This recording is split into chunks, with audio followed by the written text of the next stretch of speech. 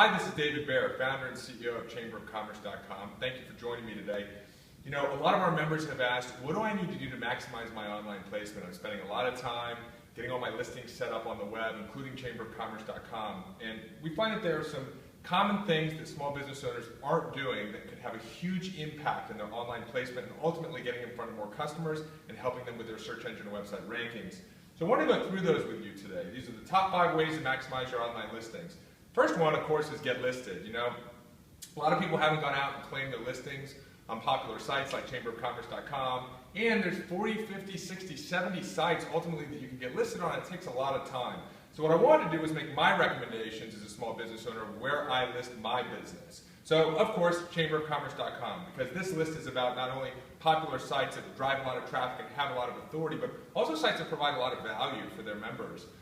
ChamberofCommerce.com, of course, is my top choice. Google is the next one. So you need to make sure you go claim your Google Places page. Google Places listings show up at the top of Google search results, and this is critical.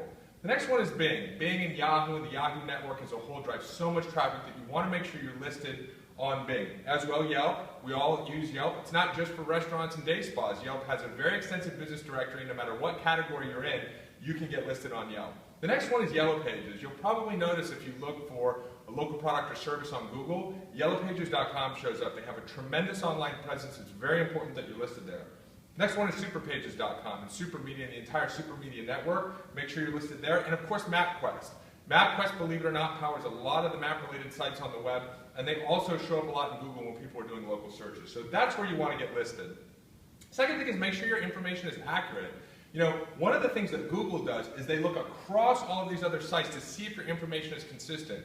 If your phone number is not consistent, your address isn't consistent, your business name isn't consistent, that's not a healthy sign for Google. And ultimately, that's going to impact where your Google Places page ranks on a Google search. So you want to make sure that all of your information is accurate.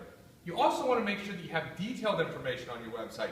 I can't believe how many business owners I see that go and get their information listed. They take the time to list themselves across these sites, and they don't add all the additional information. Hours of operation, products, services, brands. I mean, if you're an electronics store in Chicago, don't just list yourself as an electronics store, but list the products and services that you offer. iPad, iPhone, Bose sound systems, because that's how we search. Think about it from a consumer standpoint. If I'm looking to go pick up a Bose sound system in Orlando, that's what I search. And if that's not listed on your profile under the detailed information, you're not going to show up in those search results.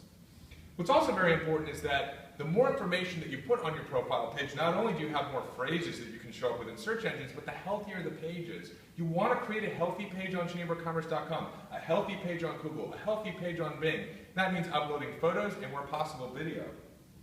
4, what you're really doing here is you're creating a footprint for your online presence. So it's not just your website anymore.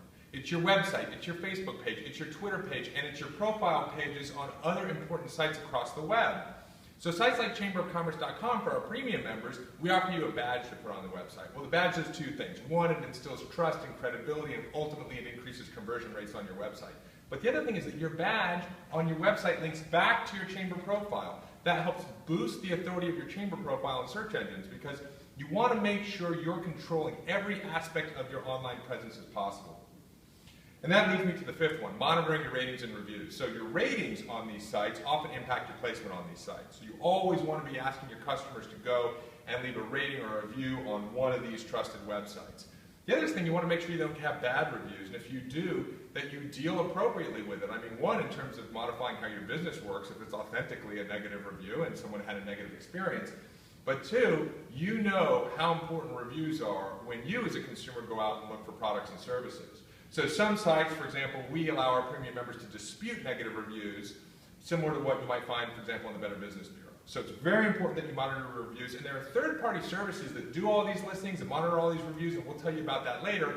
But I just wanted to provide you the 5 things that I would do as a small business owner if I was trying to maximize my online listings. I hope this has served you well, and we look forward to continuing our relationship. Thanks so much.